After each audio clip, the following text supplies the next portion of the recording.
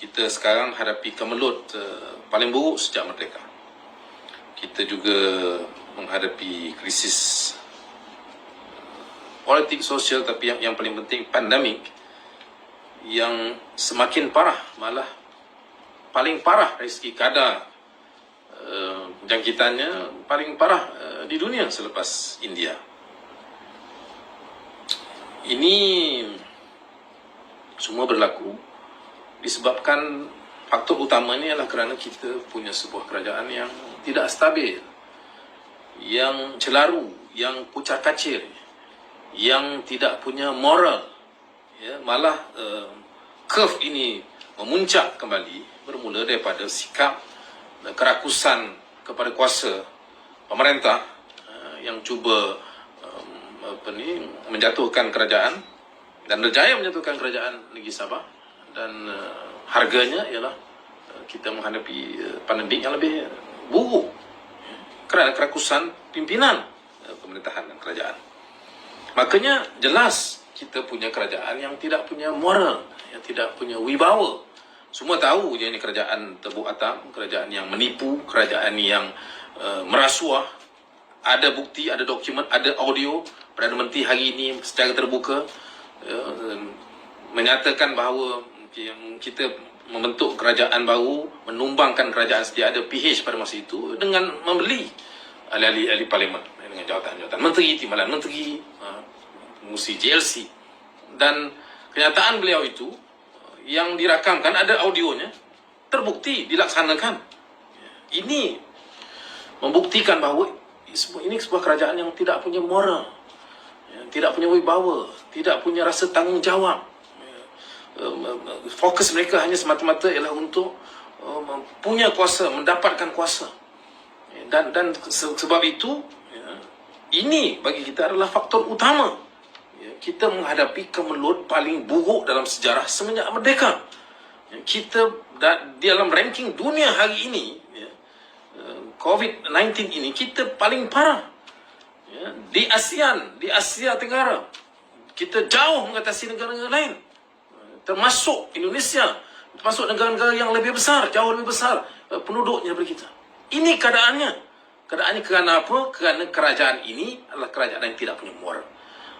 Lebih penting dan fundamental ialah kerajaan ini tidak stabil, bercelaru, kerajaan yang kucak-kacir.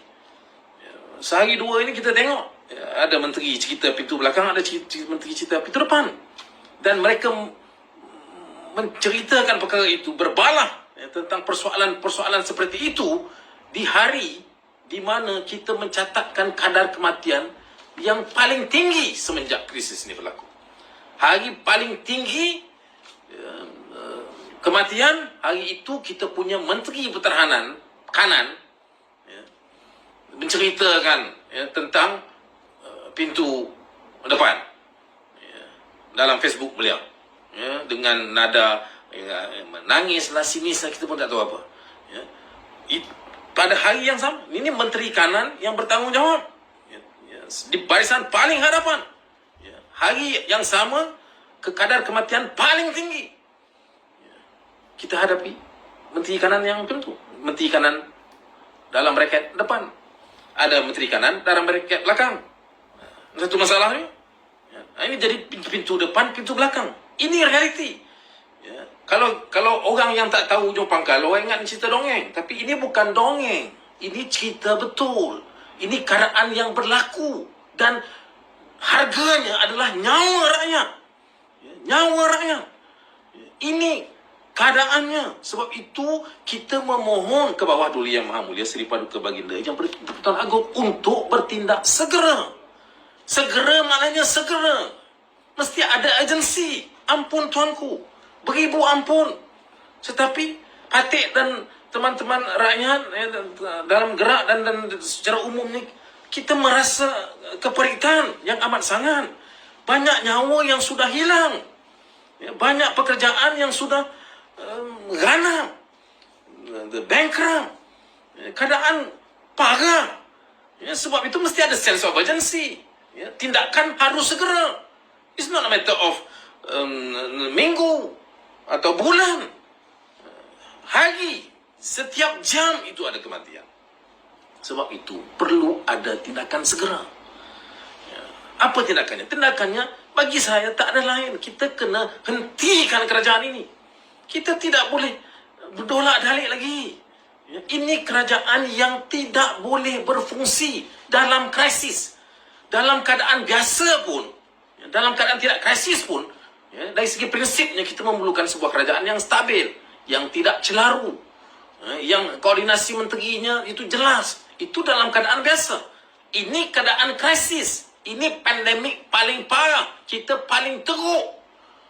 Makanya kita lebih memerlukan sebuah kerajaan yang stabil, yang jelas ada tuju, yang punya moral, yang punya wibawa, yang punya rasa tanggungjawab terhadap negara dan rakyat. Sebab itu kita memohon ke bawah Duli Yang Maha Mulia Sri Paduka Tuanku. 1 Jun lalu, bukan malam ini. Hari ini, malam ini saya pertegaskan, kerana masih belum ada nampak ada respons. Patik bukan kita dan sebagai rakyat, kita sebagai gerak sebuah badan kecil, kita tidak mengharapkan ada respon langsung.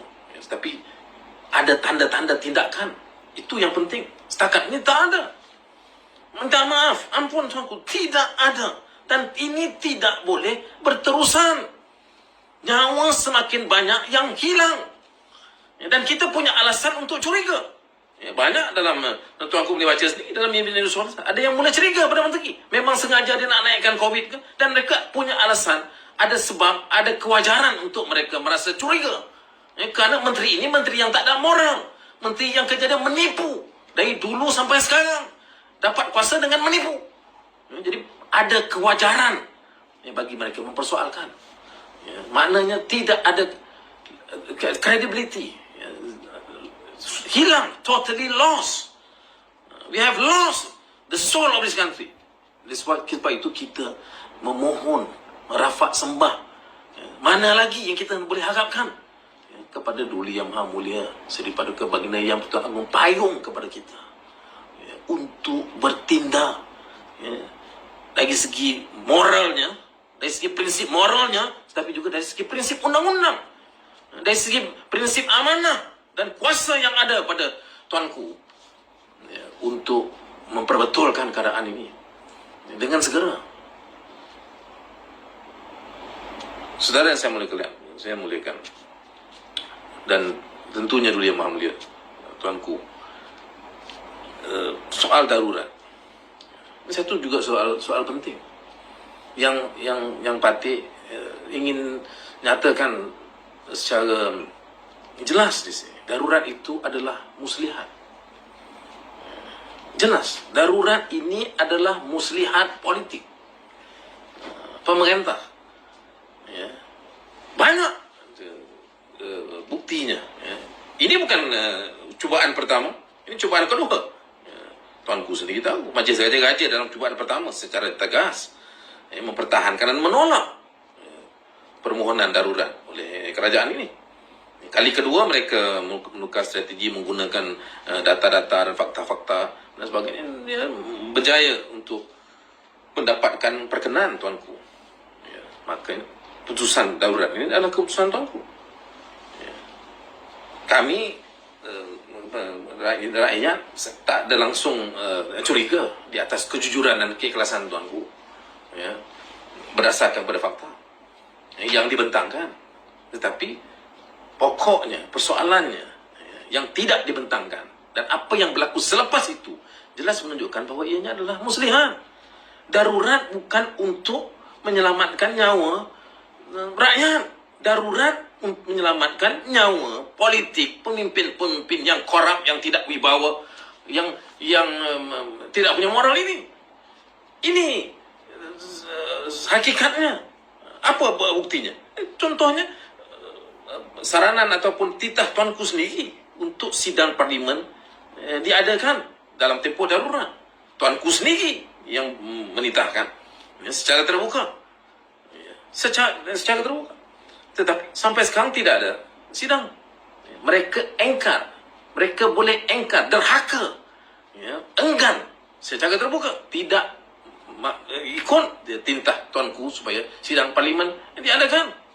Mereka terus lepas bebas. Ada satu dua yang bercakap sikit kasar, ditangkap terus within 24 hours. Ini menteri yang jelas derhaka, jelas engkar. Dan mengapa mereka engkar? Kerana mereka menggunakan darurat ini bukan untuk menyelamatkan manusia. Darurat ini untuk menyelamatkan nyawa politik mereka. Dan nyawa politik mereka, ya, terletaknya, pusatnya itu di parlimen. Bila bersidang, ya, mereka tak punya numbers, ya, sebab tu mereka tak mampu. Ya, jadi walaupun ada titah daripada tuanku, mereka tidak mahu ikuti secara jelas, ya, terbuka. Sebab itu darurat adalah muslihat, dan tuanku dijadikan sandaran, ya, untuk muslihat ini dilakukan. Ya, itu dari segi moralnya tuanku, ya. Tetapi dari segi negara, ya, harganya besar sebuah darurat. Ya, kita menghadapi masalah ekonomi yang parah, dan lebih parah dengan keadaan darurat. Tidak ada investors yang akan invest, ya, dalam keadaan darurat, dalam keadaan negara menghadapi darurat. Ya, sebab itu kita jauh ketinggalan beberapa bulan ini. Ya, sebelum itu sudah ketinggalan, sekarang ini lagi menjunam. Ya, syarikat-syarikat besar, ya, dalam within weeks, within months, moving out from Malaysia. Ini yang berlaku. Jadi darurat ini ada harganya, tuanku. Sebab itu tidak boleh benarkan mereka menjadikan darurat ini sebagai muslihat. Tidak boleh benarkan mereka berkuasa. Bukan soal hentikan darurat, soalnya hentikan kuasa kepada mereka. Kalau ada satu dua rakyat yang dihukum kerana bertindak kasar dan sebagainya, itu rakyat biasa. Tetapi kalau orang besar, kalau pemimpin, hukumannya apa? Bukan sekadar compound. Compound 2,000, 3,000, 20,000, 200,000 mereka boleh bayar. Hukuman bagi pemimpin yang gosak begini ialah untuk menarik balik kuasa mereka. Ini bukan soal kita tarik balik darurat saja. Ini soal, saya tegaskan, gerak, ya, kita berpendirian, ya, tidak ada jalan lain. Harus ditarik balik kuasa kerajaan seperti ini. Ya, diberhentikan. Bukan sekadar darurat itu diberhentikan. Ya, kerajaan ini seharusnya diberhentikan. Apatah lagi kita mendapat maklumat, ya, sudah ada perancangan, ya, laporan-laporan sedang dipersiapkan, ya, untuk mempersembahkan ataupun mencadangkan supaya darurat ini diteruskan sampai tahun depan. Kita tak boleh benarkan. Tak boleh benarkan darurat.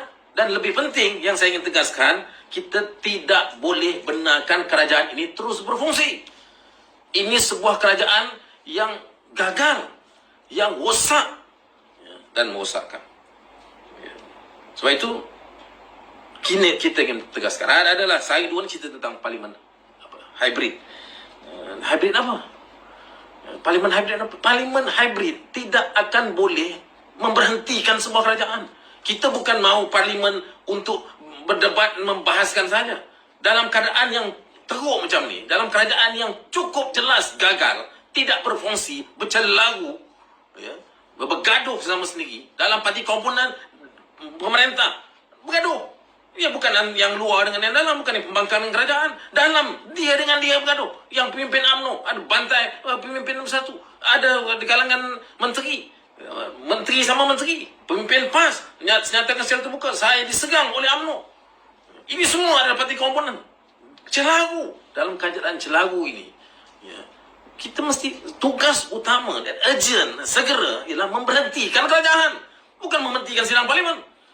Dan parlimen hybrid itu tidak akan mempunyai kekuatan ataupun prasarana untuk memberhentikan sebuah kerajaan. Sebab itu mereka berani buat hybrid. Itu pun last minute, sekarang baru nak buat hybrid.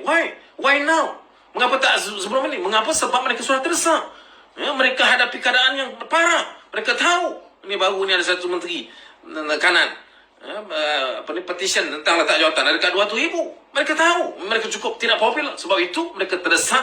Ya, cepat-cepat mereka cari jalan untuk wujudkan satu keadaan kononnya akan berlaku sidang parlimen. This is concession. They are making concessions. Why? Because they are desperate. Ya, dan konsesi ini tidak menguntungkan. Dia bukan menyelesaikan masalah. Hybrid itu setakat berdebat melalui Zoom. Apa maknanya? Berdebat melalui Zoom buat apa? Tengok laptop.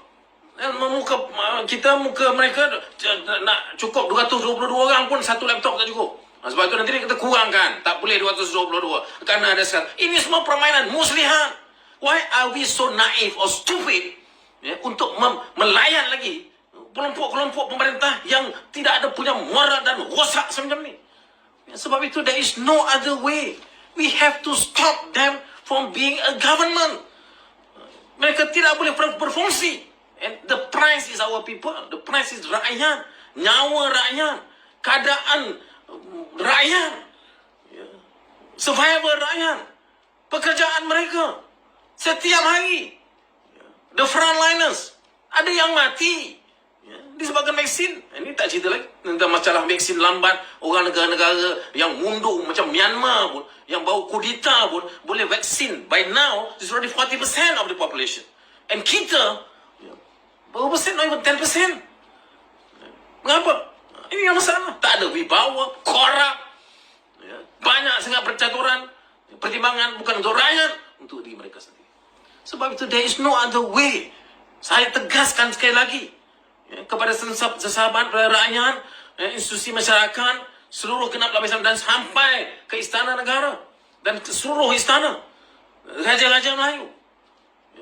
We have no choice. We have to stop this government. Kita kena berhentikan kerajaan ini at all cost. Urgent. Should be a matter of days. Bukan soal minggu atau bulan. Kalau tunggu minggu, tunggu bulan, beribu lagi yang akan mati. Sampai bila kita tak tunggu? Jadi sebab tu, saudara yang saya muliakan, saya dan ke hadirat Duli Yang Maha Mulia Tuanku, kalaulah sampai apa yang Patik sampaikan ini, utamanya Patik mohon ampun beribu ampun, sembah Patik mohon diampun, tapi tiada niat derhaka, tiada niat untuk melanggar tata susila, tetapi malah sebenarnya niat Patik dan rakan-rakan dalam gerak dan yang lain-lain ialah untuk mempertahankan martabat raja. Ini yang ingin kita pertahankan, dan ianya harus memerlukan, menuntut kepada satu keberanian dan komitmen jelas daripada Duli Yang Maha Mulia Tuan untuk mengambil tindakan. Memang ini krisis yang tidak pernah berlaku. Memang kalau kita cari daripada kitab-kitab atau buku-buku sejarah, mungkin tidak ada satu tindakan yang pernah dilakukan sebelum ini dari istana untuk campur tangan. Tetapi ini zaman yang bukan biasa. The new norms. Kita harus punya kekuatan, dan Duli Yang Maha Mulia Tuanku punya seluruh kekuatan dari segi undang-undang, dari segi mandat, malah dari segi dokongan rakyat. Patik percaya untuk melakukan yang memang belum pernah dilakukan. Sukar, tak mudah, tetapi mesti dilakukan. Rakyat menderita, tuanku. Rakyat hilang nyawa, tuanku. Setiap hari mereka bangun pagi, mereka tak tahu apa yang akan berlaku, apa berita yang akan sampai kepada mereka setiap hari, setiap jam. Maka kita mengayu sekali lagi untuk supaya tindakan diambil. Saya juga mengambil saranan ataupun titah yang pernah disebut baru-baru ini oleh Duli Yang Maha Mulia Sultan Perak, Sultan Nazrin, dalam satu pernyataan beliau yang bertajuk tegurlah beta, kata ujar titah Sultan Nazrin, setiap kebenaran mesti dipersembahkan kepada beta, jangan sama sekali dirahsiakan daripada beta. Ini kata-kata Raja Melayu, salah seorang dan Sultan Nazrin adalah timbalan yang di-Pertuan Agong. Hari ini Patik mengambil dan menggarap seluruh kekuatan ini inspirasi dan kejujuran dan keikhlasan Gajah-Gajah Melayu, termasuk Duli Yang Maha Mulia Sri Paduka Daya Telah. Saya sendiri mengambil sepenuh tanggung jawab, tetapi dengan merasa hormat yang sedikit pun tidak tergugah, tetapi harapan yang menggundung tinggi supaya sesuatu mesti dilakukan segera. Ampun tuanku. Sekian. Wassalamualaikum warahmatullahi wabarakatuh.